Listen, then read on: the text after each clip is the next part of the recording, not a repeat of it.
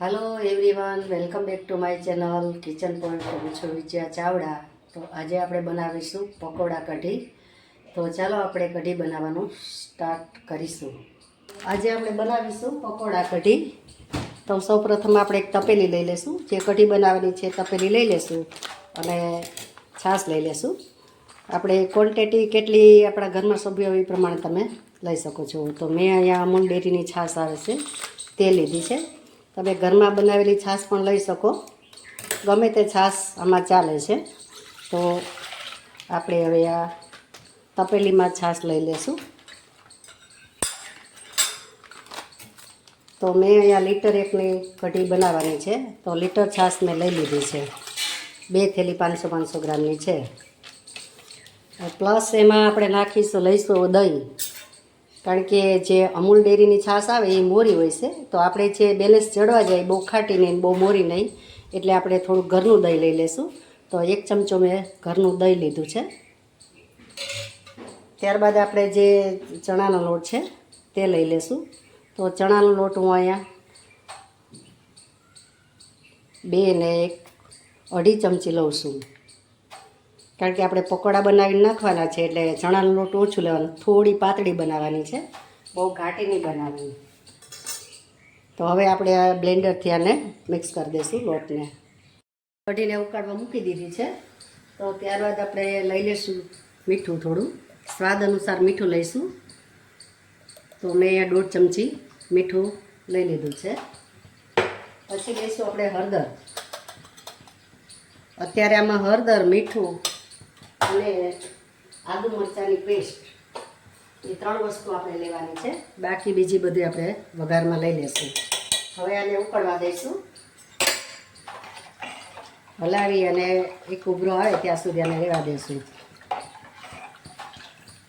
ત્યાં સુધીમાં આપણે પકોડાનો લોટ બેટર બનાવી લેશું। હવે આપણે એક બાઉલ લીધું છે અને આ ચાયણી મૂકી છે તો લોટ ચારવા માટે। તો અહીંયા હું 5 થી 6 ચમચી લોટ લઈશ, 3 ચમચી, 4, 5 અને 6। તો આ 6 ચમચી મેં લોટ લીધો છે। હવે એને ચારી લઈશું। તો આપણે લોટ ચરાઈ ગયો છે। હવે થોડું મીઠું લઈશું સ્વાદ અનુસાર, કારણ કે કઢીમાં તો હશે જ, આપણે એમાં ઓછું લઈશું। તો મેં 5 ચમચી મીઠું લીધું છે। પછી આપણે બેટર બનાવી લઈશું। તો અહીંયા જેમ જોઈએ એટલું પાણી લેવાનું છે અને બેટર બનાવવાનું છે। તો આ રીતે હલાવતા જઈશું અને બેટર બનાવતા જઈશું। તો આપણે બેટર કેવું બનાવવું, કે આપણે જે ભજીયા બનાવીએ છીએ એ જ રીતે આપણે બેટર બનાવવાનું છે। જે થોડું પાણી લઈશું। તો આપણું બેટર રેડી છે। હવે આને ઘડીક વાર રહેવા દઈશું। પછી આપણે એમાં લીંબુનો રસ અને થોડોક સાજીના ફૂલ ઉમેરવાના છે તે પછી, અને આપણી કઢી પણ ઉકળી ગઈ છે। તો હવે ઉફાણ આવી ગઈ છે, એક ઉભરો આવી ગયો છે, તો આપણે એને ધીરી કરી દઈશું। ગેસ ધીરો કરી દઈશું એટલે ધીરે ગેસે પાકશે, ત્યાં સુધીમાં આપણે પકોડા પણ બનાવી લઈશું। તો આપણે તેલ ગરમ થવા મૂકી દીધું છે। તો આ બેટરમાં આપણે થોડો જે સોડા આવે છે તે લઈ લઈશું, બહુ જાજો નથી લેવાનો। અને એની ઉપર આપણે લઈશું લીંબુનો રસ, થોડો રસ લઈ લઈશું એટલે પોચા થાય આપણા પકોડા। પછી એને આપણે 1 ચમચી આમાં તેલ લઈ લઈશું, ગરમ તેલ, બહુ વધારે નથી લેવાનું। 1 ચમચી લઈ અને પછી આપણે હાથે મિક્સ કરી લઈશું અને પકોડા બનાવી લઈશું। તો તમે જોઈ શકો છો, જો આપણે તેલ, પાણી અને લીંબુનું પાણી અને ખારો મિક્સ કર્યો, સરસ આપણું બેટર ફ્લફી થઈ ગયું છે। તો હવે પકોડા માટે રેડી છે। તેલ પણ આવી ગયું છે। હવે નાના નાના પકોડા આપણે બનાવી લઈશું। તો જેમ ભજીયા બનાવીએ છીએ એ જ રીતે આપણે પકોડા બનાવવાના છે। તો એકદમ નાના બનાવી લઈશું, આ રીતે બધા પૂરી દઈશું। બહુ તેલ ગરમ થઈ ગયું હશે તો ઉપરથી તમારે લાલ થઈ જશે ને અંદરથી કાચા રહેશે। તો આપણે બહુ તેલ નથી થવા દેવાનું, થોડું એવું તેલ આપણું થાય ગરમ એટલે આપણે પૂરવાના છે પકોડા। અને બહુ સરસ કઢી બને છે, પકોડા કઢી, તો તમે જરૂરથી બનાવજો। હવે ગેસ થોડોક આપણે ફાસ્ટ કરી દઈશું। તો તો જોઈ શકો છો સરસ એવા આપણે પકોડા બને છે. તો હવે કાચા ન રહીએ એ માટે સેજ આપણે આંચને સેજ ફૂલ કરશું, લો ટુ મીડિયમ. આપણા પકોડા ચડી ગયા છે, બાઉલમાં લઈ લઈશું. આમાં કોઈ શેપની જરૂર નથી કે રાઉન્ડ જ થવા જોઈએ, કારણ કે આપણે ઢીલો લોટ રાખવાનો છે અને પોચા બનાવવાના છે. તો આપણે થોડોક આગા પાછા થાય તો આપણે કંઈ શેપની જરૂર નથી આમાં, બરાબર છે. તો પકોડા આપણે બીજા પણ તળી લઈશું આ રીતે. તો અહીંયા આપણા પકોડા બની ગયા છે, સરસ પોચા રૂ જેવા પકોડા બન્યા છે. અને થોડા પોચા બને તો જ આપણે કઢીમાં મજા આવશે. પકોડા ખાઈશું કઢીમાં નાખીને તો બહુ મજા આવશે. તો હવે અહીંયા મેં જે પકોડા તળ્યા હતા તેલ પણ મેં લઈ લીધું છે. હવે આપણે એમાં લઈશું ડુંગળી. તો આ ડુંગળી પહેલાં લઈ અને ગોલ્ડન બ્રાઉન થાય ત્યાં સુધી આપણે તળી લઈશું અને આ રીતે.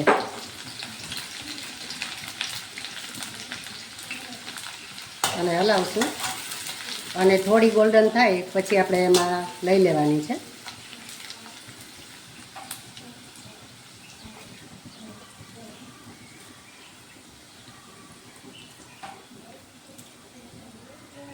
ગેસને થોડુંક ઓન કરશું.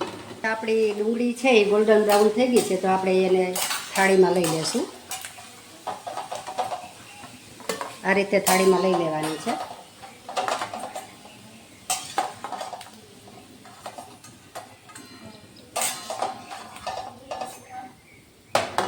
તો હવે આપણે ડુંગળી થઈ ગઈ છે, એમાં હવે જે ભીંડા છે નાની નાની જે ઓલી ચિપ્સ કરેલી છે તે લઈ લેશું. હવે એને થોડીક ચિકાસ આપણે બળી જાય ત્યાં સુધી રહેવા દેવાના છે ભીંડાને. તો મેં નાના નાના સમાર લીધા છે, ઝીણા ઝીણા. તો હવે એને ફાસ્ટ ગેસે જ આપણે તળી લઈશું. તો આ રીતે ફાસ્ટ ગેસે એને તળી લેશું. ભીંડા પણ સરસ શેકાઈ ગયા છે, તેલમાં તળાઈ ગયા છે. તો ભીંડાને પણ લઈ લેશું. તો વઘાર લઈશું. તો આપણે એ જ તેલમાં પછી વઘાર કરી દઈશું. તો સૌપ્રથમ થોડીક રાઈ લઈશું. રાઈ આપણી ચટકી જાય પછી લઈશું થોડાક મેથીના દાણા, કાચી મેથી. એ ચટકી જાય પછી આપણે જીરું લઈશું, થોડું જીરું લઈશું 5 ચમચી. ગેસ ધીરો કરી દઈશું.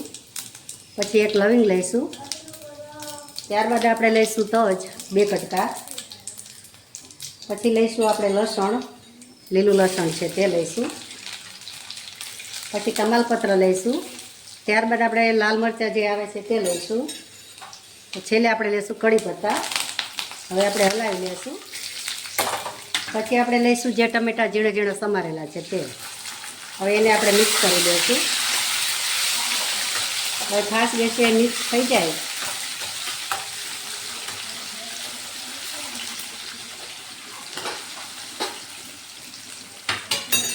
હવે એમાં થોડું સેજ જેવી હળદર લઈ લેશું. ત્યારબાદ સેજ નહીં એવું પાણી દઈશું કે આપણા મસાલા ન બળે એટલા માટે.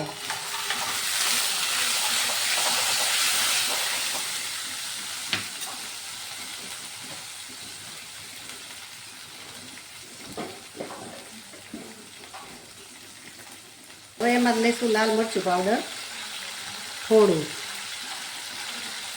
તો મેં અડધી ચમચી મરચું પાવડર લીધું છે. હવે મિક્સ કરી લઈશું.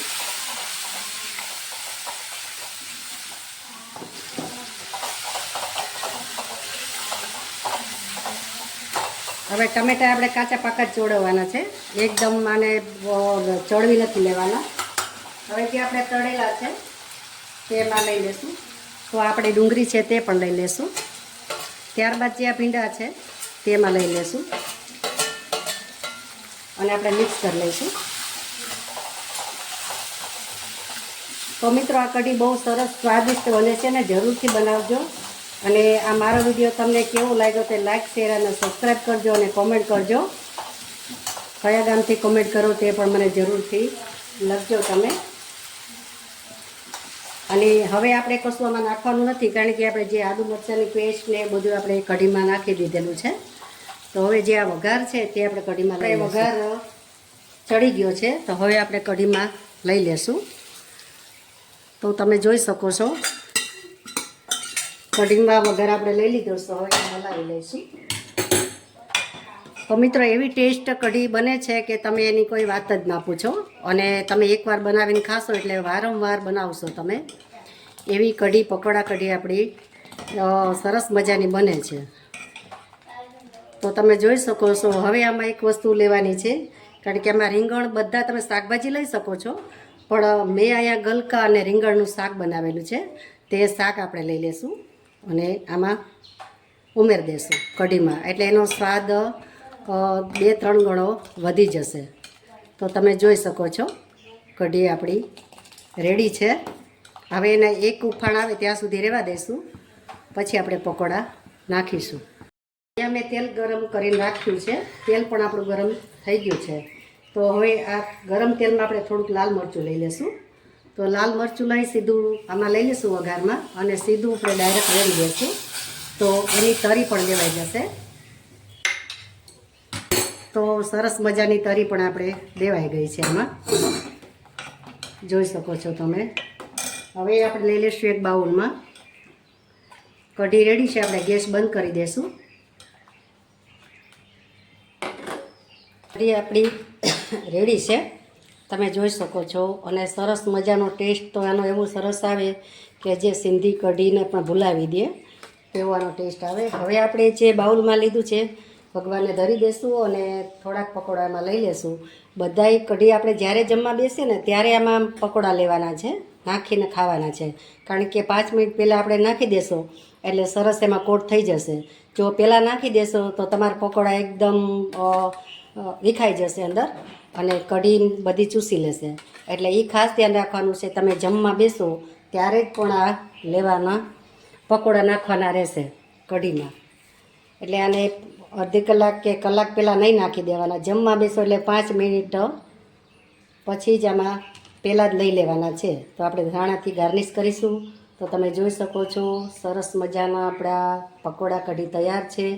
તો મિત્રો તમે પણ બનાવજો, અને મળીશું આપણે નવા વિડીયોમાં નવી રેસીપી સાથે. ત્યાં સુધી આવજો. Thank you for watching and take care.